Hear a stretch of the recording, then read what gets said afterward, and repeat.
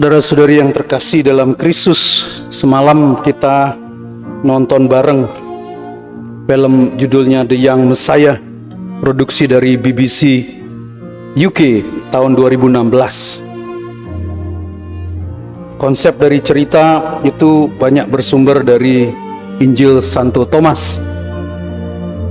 Untuk saya hanya untuk refreshing lagi mendengar orang berbicara bahasa Inggris dalam logat Cockney, dalam logat Inggris, karena semua pemerannya adalah orang Inggris. Tetapi yang ingin saya garis bawahi dalam film itu bahwa kita mengira bahwa membesarkan Yesus itu Bunda Maria, karena kita punya konsep tentang Bunda Maria, Yesus itu adalah Allah, jadi dia sempurna segalanya. Lalu kemudian Bunda Maria membesarkan Yesus dengan mudah. Saya kira poinnya tidak di sana. Maria menjadi Bunda Allah karena imannya. Dia menyatakan ya kepada tawaran Allah, proposal Allah. Allah menawarkan rencana keselamatannya, lalu kemudian Bunda Maria menjawab ya.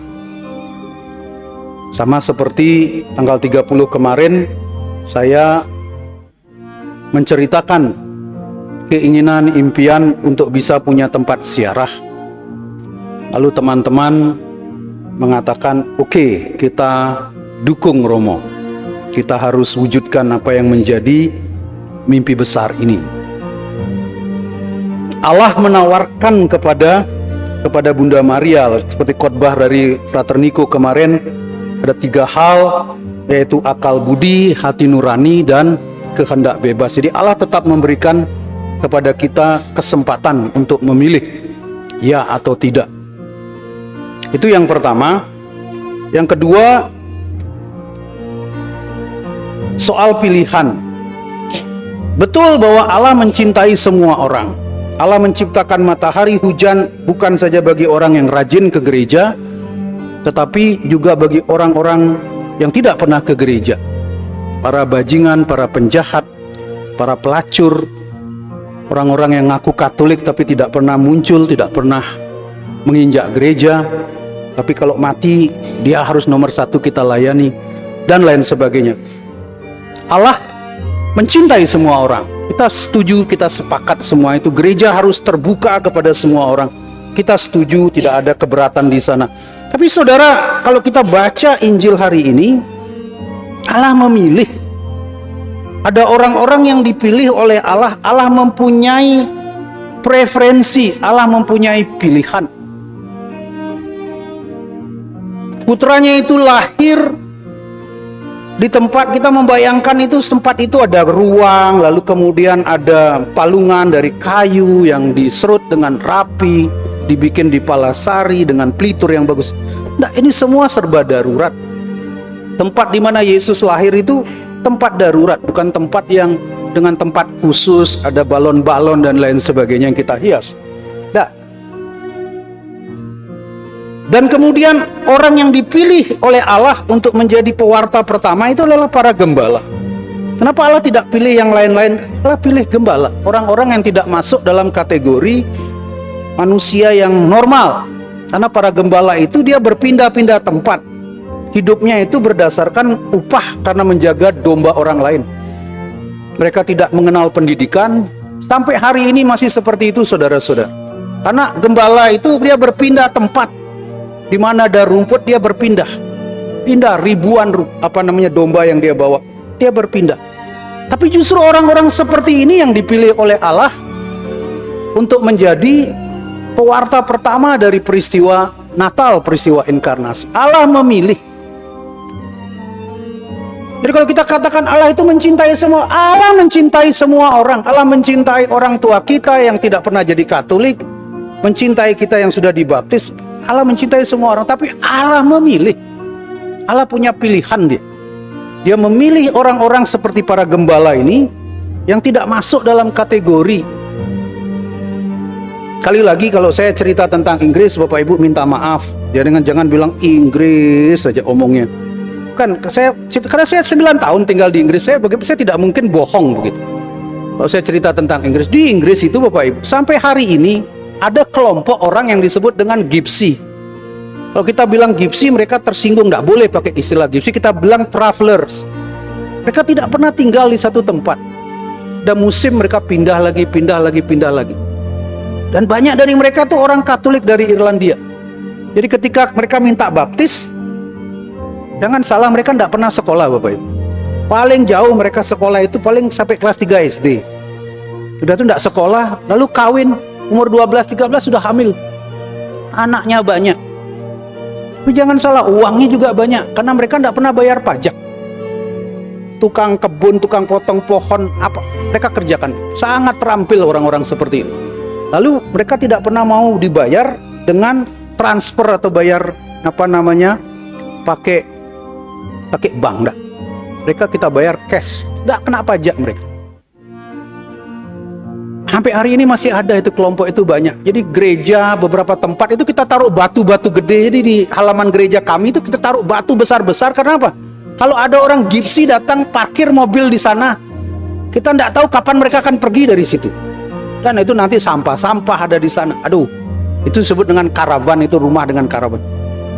Itu berurusan dengan orang seperti ini, kriminal mereka. Berkelahi di antar mereka. Saya kubur satu orang dari mereka, kecelakaan, umur baru 19 tahun, anaknya sudah 3. Lalu keluarganya berkelahi, memperebutkan jenazahnya. Ingin jenazah ini dibawa ke selatan, jauh dari tempat kami. Keluarga besarnya minta dikubur di paroki saya. Berkelahi. Nah, berkelahinya, tapi polisi harus turun tangan. Kita ngebut di jalan di mana pada waktu pemakaman itu tidak akan ditangkap polisi. Polisi semua ke situ. Pakai drone di atas gereja saya. Pagi jam 6 itu polisi sudah datang periksa gereja. Takut ada senjata tajam mereka, karena mereka mau berkelahi itu antar grup gitu. Lalu apa yang terjadi, saudara? Saya kubur. Besoknya kubur itu sudah terbongkar, kepalanya hilang. Itu hanya terjadi di sana, geleng kepala. Itu orang-orang yang kita sebut dengan gypsy traveler. Saya membayangkan kurang lebih para gembala itu orang-orang seperti itu. Orang yang tidak dikatakan terdaftar secara resmi. Tapi saudara, Tuhan memilih orang-orang seperti itu untuk menjadi saksi dari peristiwa Natal. Jadi Tuhan memilih. Dia memilih Anda dan saya. Dia memilih kita untuk menjadi orang-orang yang percaya kepada anaknya. Seperti dikatakan dalam prolog Injil Yohanes, orang-orang yang percaya kepadanya yang dilahir bukan karena keinginan laki-laki, tetapi karena kehendak Allah. Kita dijadikan sebagai anak-anak Allah. Itu tujuan dari kedatangan Yesus. Jadi karena Allah memilih, maka Allah juga memilih Bunda Maria yang kita hari ini rayakan sebagai Bunda Allah. Dikatakan sebagai Theotokos. Theos itu Tuhan, Tokos itu bearer, orang yang membawa Allah. Kenapa hari raya ini dogma pertama dalam gereja Katolik yang kita imani, diterima oleh gereja Timur maupun gereja Barat. Kita menyebut Maria itu sebagai Bunda Allah. Ini ditetapkan dalam konsili di Efesus tahun 314 ya, 310 begitu. Kenapa ditetapkan? Karena ada seorang bid'ah yang bernama Nestorius. Nestorius mengatakan Yesus itu Kristotokos. Maria itu Kristotokos, orang yang melahirkan Kristus. Dengan kata lain, Nestorius mau mengatakan bahwa ini cuman pura-pura jadi manusia. Tapi kita mengatakan enggak, Yesus itu betul-betul jadi manusia.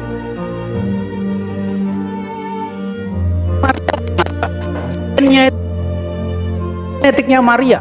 Yosef tidak ada andil apa-apa. Jadi kita membayangkan ini seperti Roh Kudus berhubungan dengan Bunda Maria itu. Enggak, bukan itu yang dimaksudkan oleh gereja. Gereja menekankan Maria itu tetap perawan. Waktu melahirkan pun keperawanannya itu tidak hilang. Dengan kata lain, bahwa Maria melahirkan Yesus tanpa penderita. Tapi film tadi malam, saudara-saudara, mengajak kita untuk merenung bahwa Bunda Maria sama seperti kita, ibu-ibu terutama. membesarkan anak-anak dalam jatuh dan bangun dalam segala permasalahan yang dihadapi. Itu film tadi malam itu bukan lahir Yesus kemudian jadi santo terus baik, orang semua lain berkelahi, anak-anak lain berkelahi, dia doa rosario gitu. Nah, Yesus digambarkan pasti seperti anak-anak lain pada umumnya. Jadi ketika kita pada hari ini, pada awal tahun yang baru ini merayakan Maria sebagai Bunda Allah, kita diajak untuk memberikan jawaban kita, kesediaan kita untuk menjadi sarana Allah. Seorang spiritualis besar, Meister Eckhart dari Jerman, pada abad ke-16-17, dia mengatakan kita semua ini seperti Bunda Maria. Kita mengandung Yesus di dalam diri kita, dan kita diminta untuk bisa melahirkan Yesus bagi sesama.